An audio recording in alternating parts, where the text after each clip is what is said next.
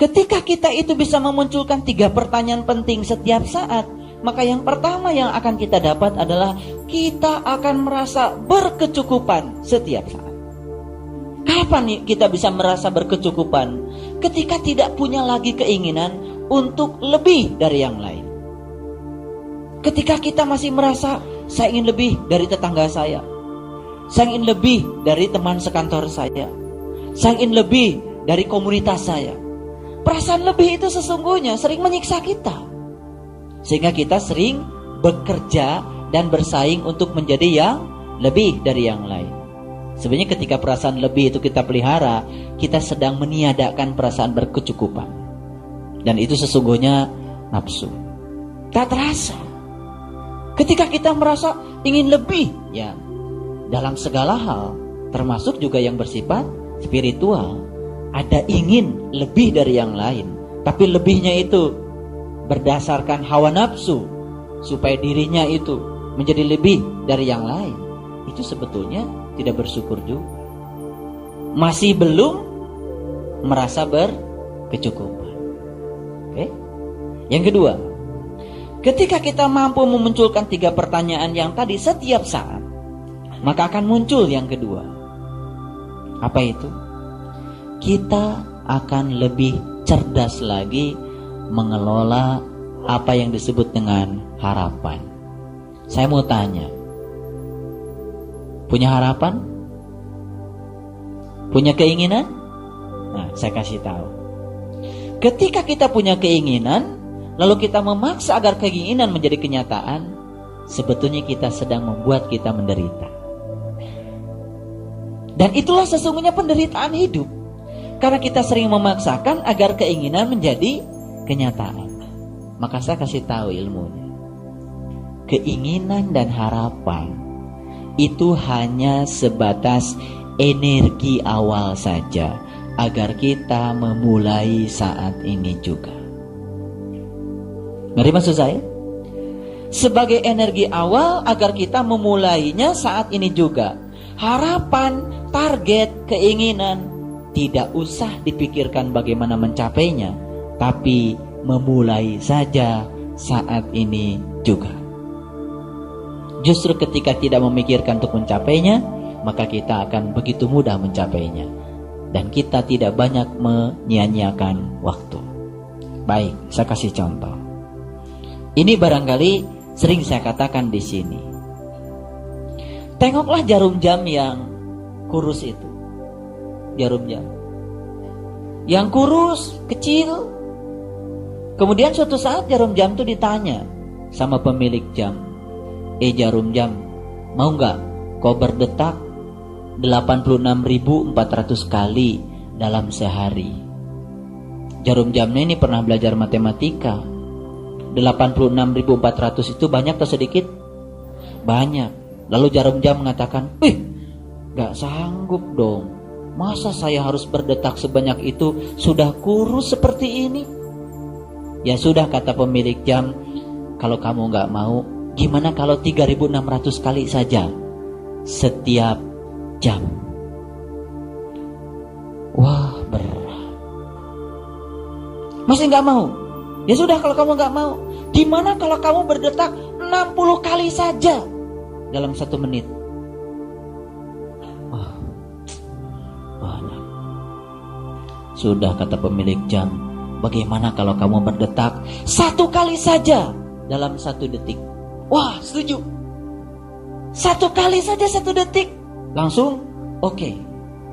Padahal dalam 1 menit dia berdetak 60 kali. 1 jam dia berdetak 3.600 kali. 1 hari dia berdetak 3.600 kali 24, 86.400 kali. Bayangkan dalam 1 bulan, bayangkan dalam 1 tahun, 5 tahun jamnya belum ganti-ganti. Dia sudah berdetak berapa juta kali. Dan dia tidak pernah memikirkan yang jutaan, dia tidak memikirkan yang ribuan. Dia cuma memikirkan, saya berdetak sekali saja 1 detik. Enteng kan? Jadi kalau dikasih istiqomah 9 bulan 10 hari, gak usah dipikirkan. Bangun saja tiap malam. Makanya kalau saya bilang tadi, kapan saat yang paling penting? Ya saat ini. Ketika kita memikirkan saat ini, gak usah memikirkan jauh-jauh ke depan. Yang depan itu bergantung apa yang kita lakukan saat ini. Kita telah menghargai saat ini sebagai waktu yang paling penting. Pulang dari sini, ayahanda mau pergi ke Bogor. Tes dulu lampunya. Begitu dites lampunya, cuma 20 meter. Padahal jarak Jakarta Bogor berapa ya? 60 kilometer. Ya sudah, kalau gitu kita beli lampu dulu yang bisa nyenter dari Jakarta sampai ke Bogor, gitu. Buang-buang energi. Nanti akinya juga bukan 12 volt, harus 120.000 volt. Ngerti nggak? Biarkan saja 20 meter, kan mobilnya jalan. 20 meter begitunya, 20 meter juga. Jalan lagi 20 meter juga. Gak usah mikirkan bagaimana kita bisa melihat Bogor dari sini. Ntar juga kelihatan. Ini maksud saya. Nah, kita itu sering memberatkan hati, memikirkan hari esok yang enggak-enggak, tapi enggak ngejalanin sepenuh hati apa yang saat ini. Makanya kalau ditanya kapan saat yang paling penting? Saat ini. Fokus pada apa yang ada saat ini. Lakukan yang terbaik saat ini. Di depan itu bergantung apa yang dilakukan saat ini. Saya katakan ini adalah revolusi berpikir. Karena kita selama ini sering menjadi berat menghadapi hidup karena kita terlalu memikirkan hari esok yang enggak-enggak. Kadang-kadang lihat anak-anak kecil-kecil, ada yang katakan sama saya, aduh Pak, kalau saya mati besok anak saya masih kecil. Nah, itu sama dengan harus punya lampu yang bisa nyenter dari Jakarta ke Bogor. Ya kalau kamu mau mati ya mati aja. Lah itu soal anak apa ya? Allah kasih mati berarti sudah itu yang terbaik bagi dia. Nanti ada jalannya. Pasti akan diberi jalan oleh Allah. Banyak juga di antara kita ya yang sudah tinggalkan ibu bapaknya sejak kecil mati, hidup juga sampai sekarang. Betul nggak? Jadi maksud saya, kenapa kita tidak fokus pada saat ini saja? Bersama dengan orang-orang yang sedang ada dekat dengan kita saat ini, dan lakukan yang terbaik pada mereka. Sesungguhnya kita sedang hidup tidak bersama siapa-siapa, tapi sedang hidup bersama dengan orang-orang yang sedang dekat dengan kita. Maka semua orang yang ada di ruangan ini adalah orang-orang yang paling penting bagi saya saat ini. Nanti saya pindah ruang kemana? Mereka yang paling penting bagi saya. Tadi saya habis ceramah di Fatmawati. Mereka adalah orang-orang yang paling penting bagi saya. Dan pertanyaan ini tidak boleh berhenti, harus berulang-ulang, dimanapun, kapanpun munculkan pertanyaan ini, karena ini adalah pertanyaan yang paling penting. Oke, jadi yang kedua apa tadi? Kita akan lebih cerdas dalam mengelola harapan. Harapan hanya dibatasi sebatas sumber energi awal agar kita memulainya saat ini. Harapan bukan untuk dicapai, tapi agar kita memulainya saat ini. Akan tercapai? Akan tercapai tanpa kita memikirkannya. Begitu lihat Quran, 6.666 ayat. Gak pernah baca. Bukan lagi.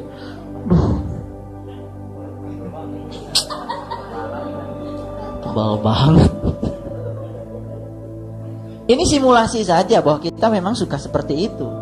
Tapi datang saja ngaji ke Muda Parsi seminggu sekali. 2 ayat, Ar-Ra'd selesai. 2 ayat, Ibrahim selesai. Nanti begitu sudah lama terkejut, ngaji cuma seminggu sekali, kok udah selesai 30 juz. Rasul itu mengatakan, kebaikan yang sedikit dilakukan terus menerus, itulah yang bernama kebaikan. Tapi kalau kita melakukan kebaikan yang banyak tapi cuma sekali, sesungguhnya itu bukan kebaikan, itu adalah hawa nafsu. Ternyata semuanya menjadi enteng kalau kita hidup di saat ini saja. Fokus pada saat ini, dan ternyata ini adalah revolusi berpikir. Kalau semua kita sukses memunculkan 3 pertanyaan penting tadi setiap saat, maka kita akan selalu menghargai orang lain. Tidak mungkin kita berbuat anarkis, tidak mungkin menyakiti orang lain, karena mereka adalah orang-orang yang paling penting. Bagaimana Pak? Ketika saya berada dalam sebuah situasi di mana orang lain menyakiti kita, harap tahu bahwa sesungguhnya ketika orang lain menyakiti kita, sesungguhnya mereka pun sedang menjadi orang-orang penting. Karena mereka sedang menghidupi hidup bersama kita. Dan saat itu, sesakit apapun, itu adalah saat yang paling penting. Oleh karena itu, terhadap mereka yang menyakiti kita, lakukan tindakan yang paling penting. Peduli pada mereka, sayangi mereka, sesakit apapun tindakan mereka pada kita, maka kita akan menjadi orang yang penting. Paham maksud saya? Kalau memunculkan pertanyaan itu di saat situasi seperti ini, itu biasa. Tapi ketika kita memunculkan pertanyaan itu dalam situasi yang sangat sulit, dan kita tetap seperti saat ini, sebetulnya kita telah mengalami sebuah loncatan spiritual. Jadi ketika nanti mungkin saja di rumah kita, di mana saja, di tempat kita bekerja, tiba-tiba situasi seperti tidak yang kita inginkan, munculkan pertanyaan itu. Ya Allah, inilah saat yang paling penting. Dan mereka semua orang-orang yang kelihatan seperti menjengkelkan dari hawa nafsu kita, mereka adalah orang-orang yang paling penting. Karena mereka sedang membuat saya menjadi besar, mereka sedang membuat saya menjadi kuat, dan mereka sedang membuat saya menjadi lebih baik. Maka lakukanlah tindakan yang paling penting untuk mereka. Menyayangi mereka sesulit apapun. Dan ketika latihan ini sukses, maka di situ kita akan mengalami sebuah loncatan spiritual. Dalam sesaat kita akan menjadi yang luar biasa dari yang biasa. Yang ketiga, ketika kita mampu memunculkan 3 pertanyaan yang tadi, maka kita akan mendapatkan yang ketiga.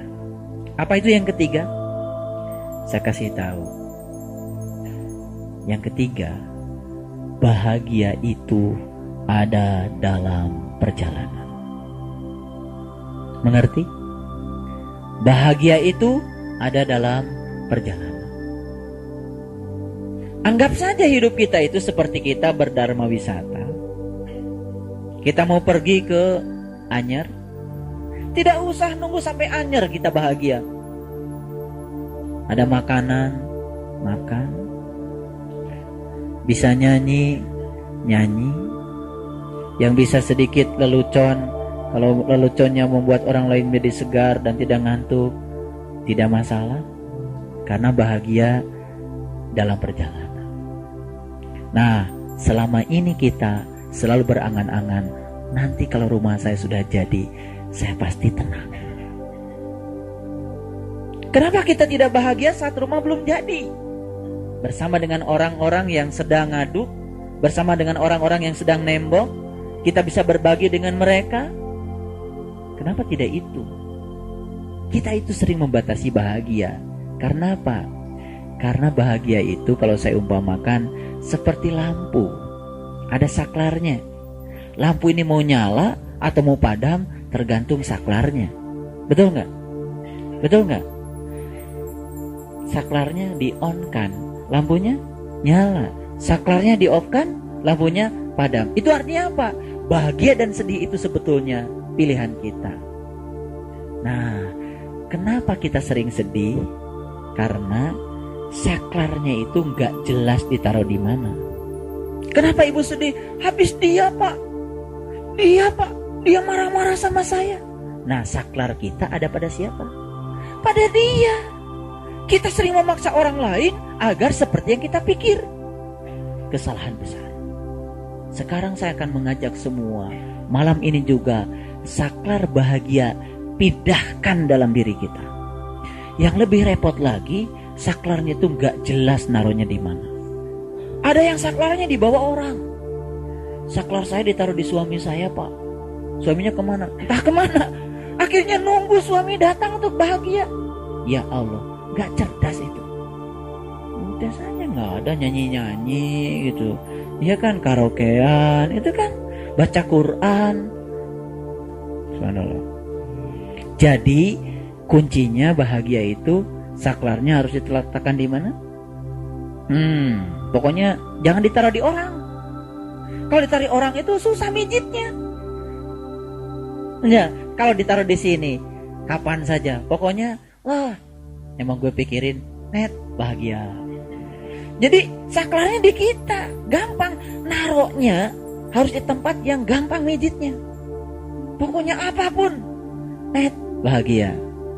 Nah, kita itu sebetulnya sering menitipkan saklarnya di tempat lain. Akhirnya apa? Nunggu orang datang dulu. Dan nunggu orang lain berbuat seperti yang kita ingin. Sebetulnya kita tidak sadar kalau selama ini sering menitipkan kebahagiaan pada orang lain. Jadi karena bahagia dititipkan di orang lain, kita kedapatan apa? Sedih mulu. Sadar gak sering kita begitu? Saya ngaji gak tinggi-tinggi, yang enteng-enteng aja lah. Yang enteng-enteng. Udah masuk ke Ibrahim ini yang enteng. Tapi perlu kecerdasan. Karena yang biasa ini kalau dikelola oleh kita secara cermat, ini akan membuat kita menjadi luar biasa. Oke, yang ketiga, bahagia dalam perjalanan. Ngerti maksud saya? Gak usah, wah nanti kalau saya udah nyampe rumah bahagia. Gak usah. Di jalan bahagia, di rumah bahagia, dimanapun bahagia. Oh nanti kalau saya udah naik pangkat bahagia. Gak usah nunggu naik pangkat. Sekarang aja bahagia. Saklarnya udah di tangan kita. Tinggal net. Bahagia. Pokoknya nanti kalau ada orang lagi sedih-sedih, emang saklarnya taruh di mana, Bu? Gitu. Ya kan? Kalau ada orang kirim SMS ya agak sedikit-sedikit sedih, emang saklarnya taruh di mana, Bu? Gitu. Ya biar ingat saklarnya tarik lagi dalam dirinya. Iya, ngapain saya sedih? Net. Bahagia. Ngerti gak saya? Harus dijelaskan kayak gini baru ngerti. Ini sebetulnya mutiaranya Al-Quran. Quran itu mendidik kita untuk bahagia setiap saat. Cuman karena saklarnya ditaruh di mana-mana, bahkan yang gak jelas itu kita gak tahu naruhnya di mana. Saklarnya dibawa kemana-mana. Kadang-kadang yang lebih repot lagi, saya Pak nanti bahagia kalau tabungan saya sudah 500 juta. Saklarnya ada di 500 juta. Nah yang 500 jutanya entah di mana. Sampai mati saklarnya gak kita dapat. Yang 500 juta gak dapat, sampai mati sedih mulu. Gak rugi gak kayak gitu? Subhanallah. Kasihan deh lo. Ngerti sekarang? Oke. Yang keempat, ketika kita bisa memunculkan 3 pertanyaan penting yang tadi, akan muncul yang keempat. Kita akan sangat peduli untuk membagi kebahagiaan pada orang-orang yang memerlukan kita.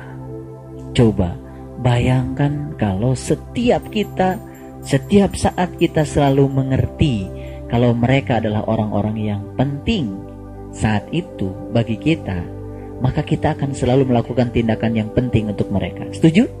Kecil-kecilan sekarang di sini.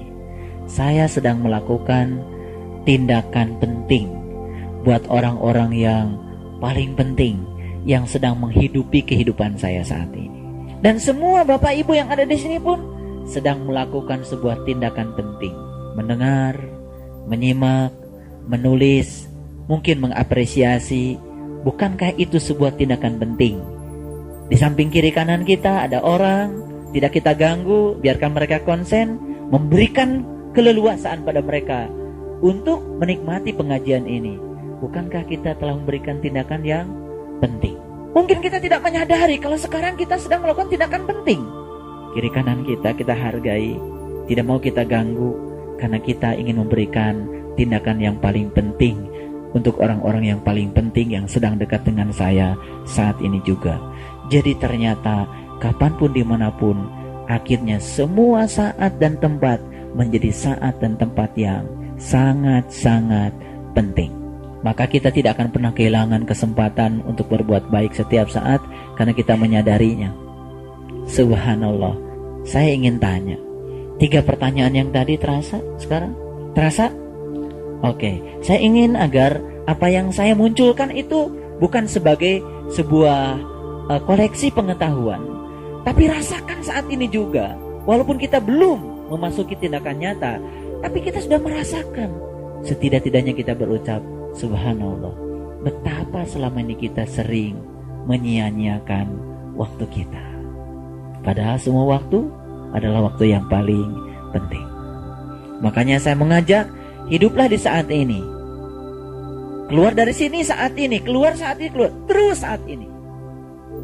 Dan ketika kita bisa memunculkan itu, subhanallah, kita telah membuka keran kebahagiaan pada diri kita. Dan kita baru sadar bahwa sesungguhnya yang menutup keran kebahagiaan selama ini kita sendiri. Lalu kita sering mencari alasan karena orang lain tidak berbuat seperti yang kita ingin. Itu artinya kita masih menitipkan saklar kebahagiaan di tangan orang lain. Sekarang bismillahirrahmanirrahim, tangkap saklar itu sudah ada di dalam diri saya.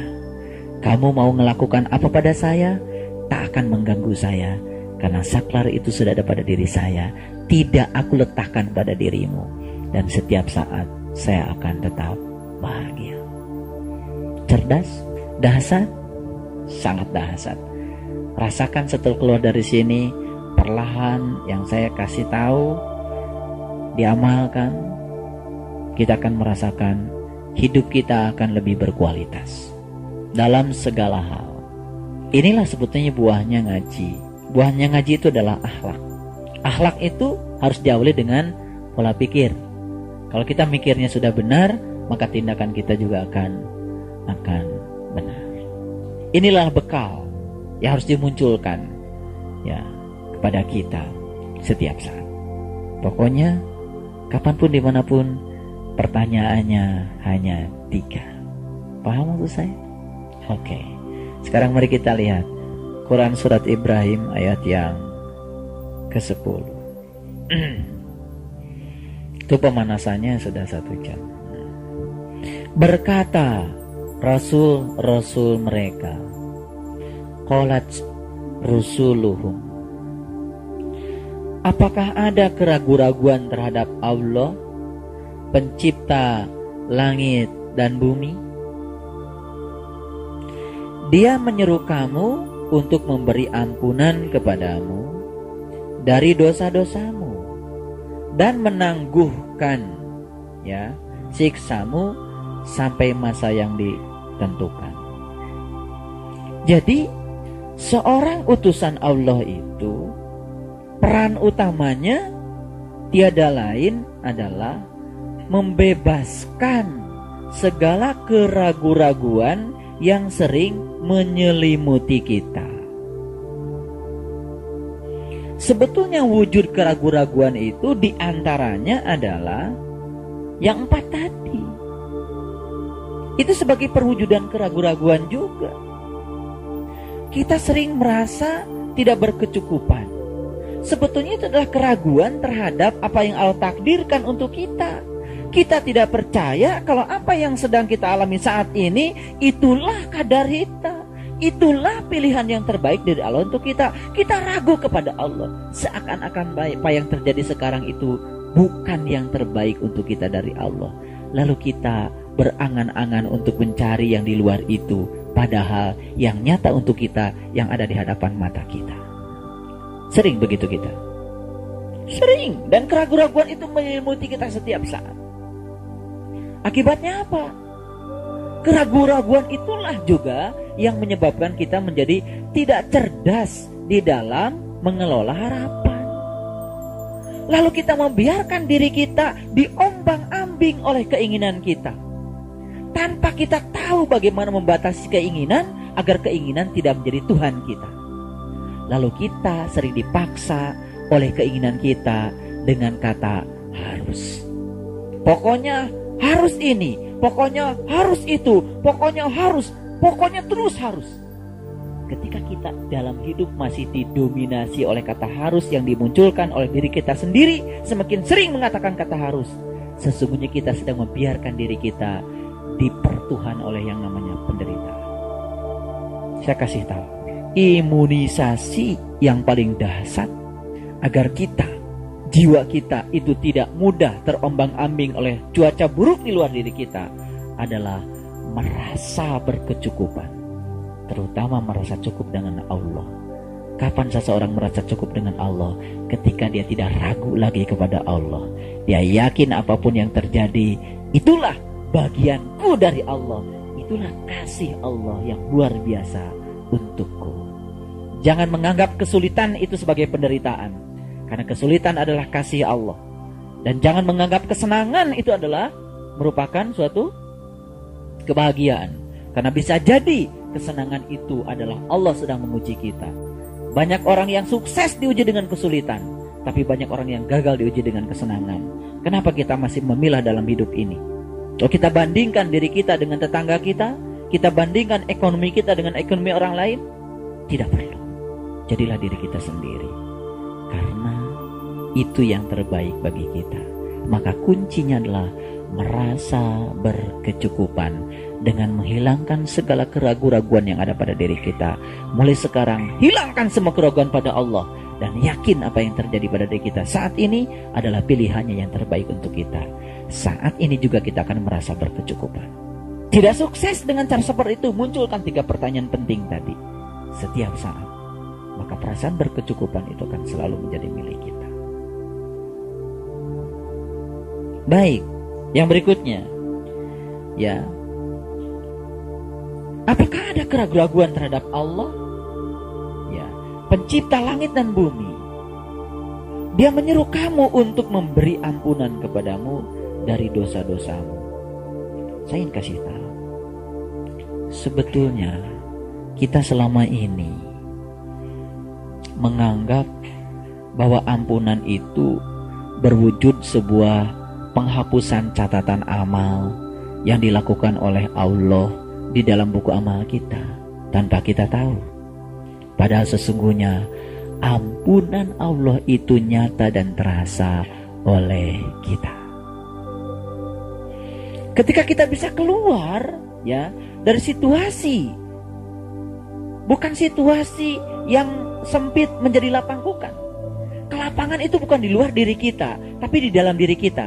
Ketika kita bisa merasakan sebuah rasa yang lebih damai, lebih nyaman, bahkan mungkin kita belum bisa keluar secara physically dari satu situasi kepada situasi yang lain, sebetulnya ampunan Allah di situ sudah mulai hadir. Karena dia berwujud energi dan kita bisa merasakannya. Makanya bersyukurlah ketika kita merasakan, alhamdulillah, saya merasakan kok lebih enteng. Karena sekarang manusia itu sedang berhijrah kebanyakan dari satu kegelapan kepada kegelapan yang lain. Sangat sedikit manusia yang hijrah dari kegelapan kepada yang terang benderang.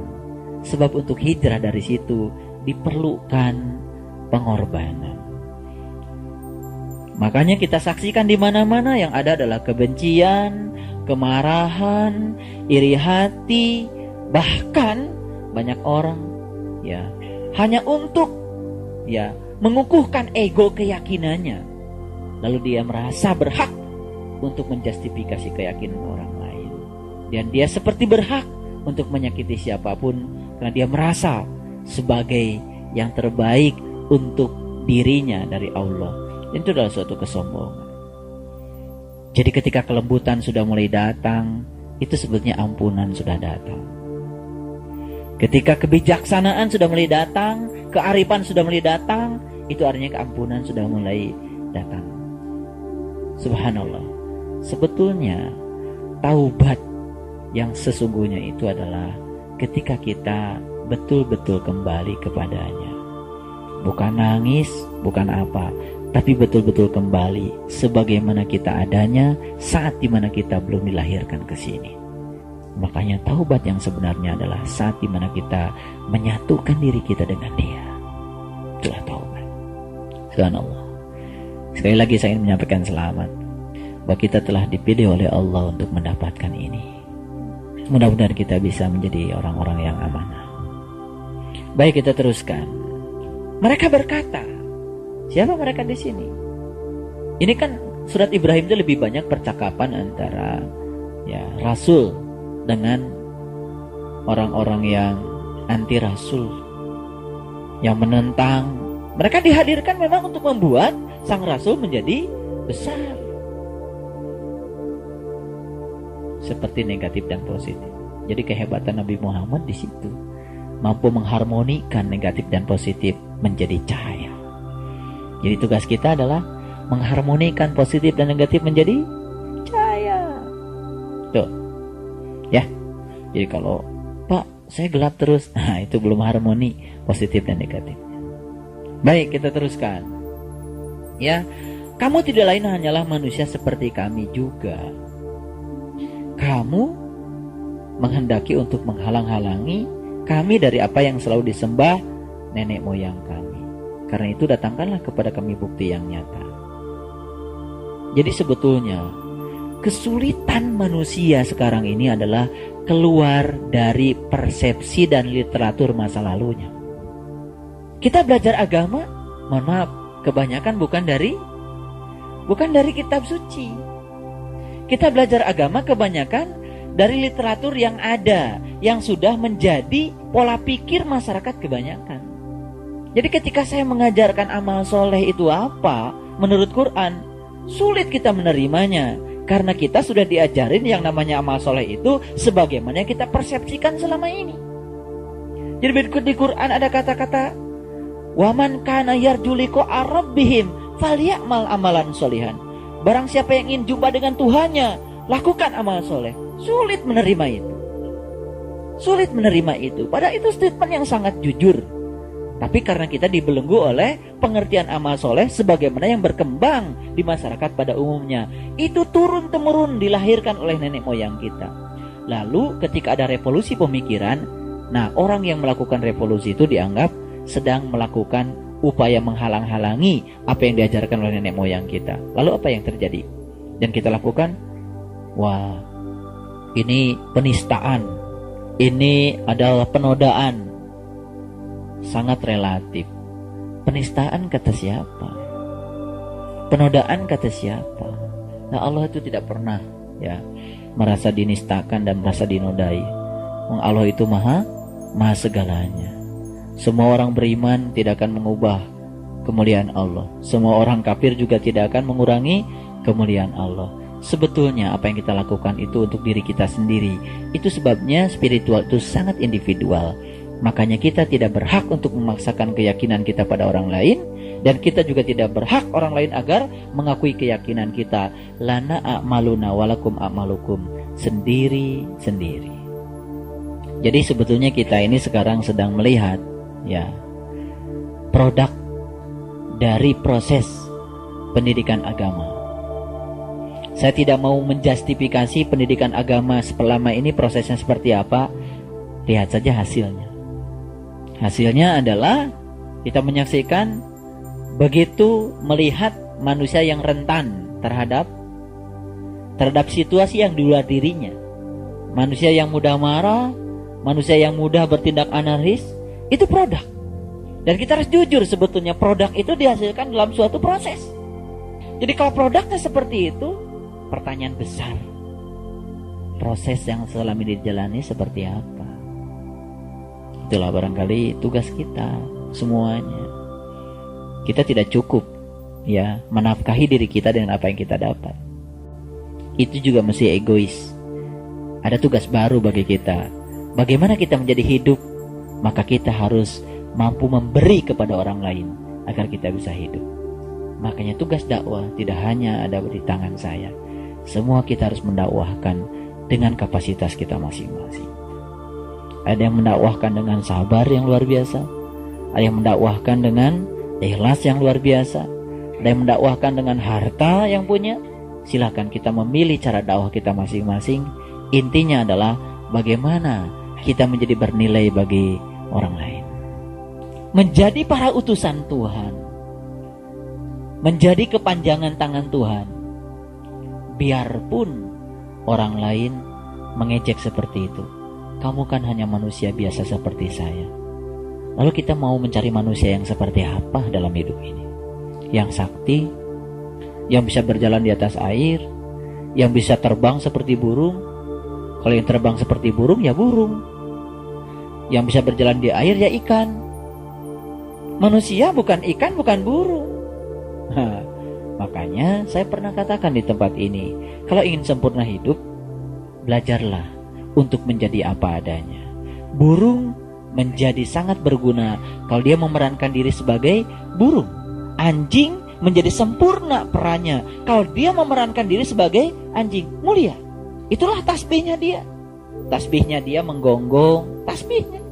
Kucing menjadi kucing ketika memerankan diri sebagai kucing. Yang celaka, manusia memerankan diri sebagai kucing, sebagai anjing. Akibatnya apa? Manusia tidak menjadi manusia. Ketika manusia tidak memerankan diri menjadi manusia, disitulah manusia akan turun kemuliaannya di hadapan Allah. Itu yang disebut dengan ulaika kal an'am. Nah, makanya tugas kita adalah menemukan peran kita. Ya, jadi jangan kecil hati dengan peran kita. Wah, saya Pak, perannya cuma tukang sapu.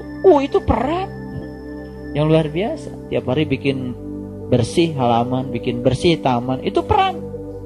Dan kalau kita menyadari peran itu juga menjadi berkah. Nah, kita itu sering menjadi kecil hati ketika kita tidak merasa berkecukupan dengan peran kita. Padahal sudah jelas Allah mengatakan, la in syakartum la azidannakum. Kalau merasa cukup, aku akan tambah. Jadi ternyata kunci untuk ditambah kenikmatan oleh Allah tuh merasa berkecukupan dulu. Ketika kita ingin lebih, nah, kata lebih itulah yang telah membuat kita menjadi menderita. Kalau kita memaksakan diri agar apa yang kita inginkan menjadi sebuah kenyataan, itulah kegagalan hidup. Baik, kita teruskan. Ya, rasul-rasul mereka berkata kepada mereka, kami tidak lain hanyalah manusia seperti kamu. Akan tetapi Allah memberi karunia kepada siapa yang Dia kehendaki di antara hamba-hambanya. Dan tidak patut bagi kami mendatangkan suatu bukti kepada kamu melainkan dengan izin Allah.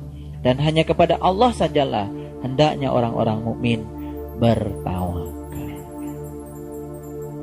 Tempo hari saya pernah mengajarkan 10 atau berapa? 10 tips untuk membuat kita menjadi lentur. Ya, untuk menjadi orang yang bertawakal. Bagaimana, sudah dicoba? Subhanallah ya. Iya, kalau kita mencoba itu, yang pertama saja sudah luar biasa. Ya. Selalu membuat gelas kita kosong. Kalau gelasnya kosong terus itu jadi kaya. Karena setiap saat dimanapun akan banyak yang mengisinya. Tapi kalau gelas kita penuh jadi sombong, akhirnya apa? Kita sering melewatkan kesempatan dari orang lain untuk mendapatkan isi.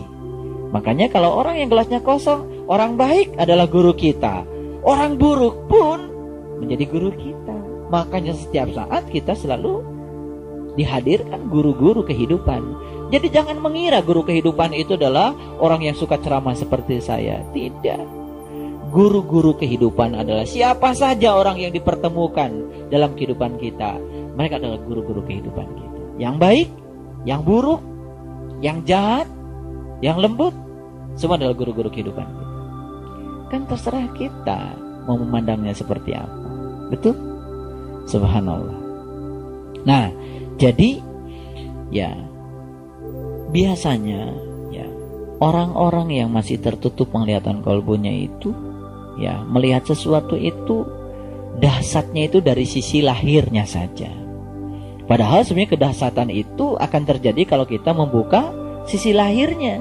Di balik yang lahir itu adalah kedahsyatan. Seperti yang saya katakan tadi. Ya. Ketika kita melihat sisi lahirnya, bahagia itu ketika kita mencapai yang kita ingin. Begitu? Pada sisi batinnya, setiap saat dalam perjalanan mencapai yang kita ingin pun, sebetulnya bagi orang yang cerdas, dia sudah bahagia. Tidak usah menunggu. Ya. Kan belum tentu kita sampai mencapainya. Betul nggak? Karena sebetulnya masa depan itu kan masih misteri bagi kita ya. Belum tentu kita hidup sampai mencapai yang kita ingin. Jadi kenapa kita menyia-nyiakan untuk tidak bahagia saat ini juga? Baik, ayat 12. Mengapa kami tidak akan bertawakal kepada Allah, padahal Dia telah menunjukkan jalan kepada kami. Dan kami sungguh-sungguh akan bersabar terhadap gangguan-gangguan yang kamu lakukan kepada kami. Dan hanya kepada Allah saja orang-orang yang bertawakal itu berserah diri. Jadi dari ayat 10 sampai ayat 12 itu adalah bagaimana Allah mengajarkan kita bersikap di dalam hidup untuk bisa tetap damai di dalam menerima gangguan-gangguan dari siapapun.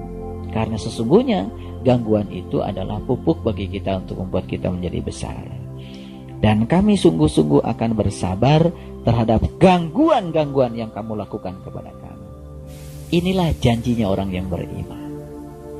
Bagaimana kita bersabar terhadap gangguan-gangguan yang dilakukan siapapun kepada kita.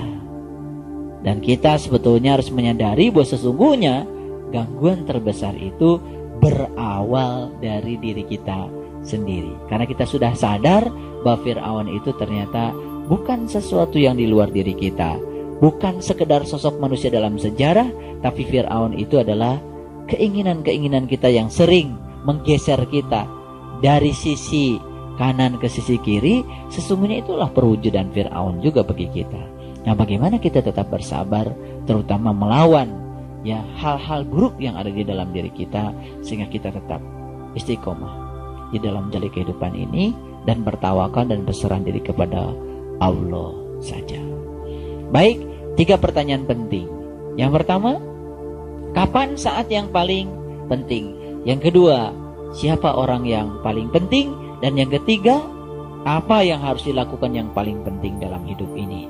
Lakukan semua itu setiap saat, maka kita akan menjadi orang yang penting dimanapun, dan setiap orang juga merasa dihargai oleh kehadiran kita.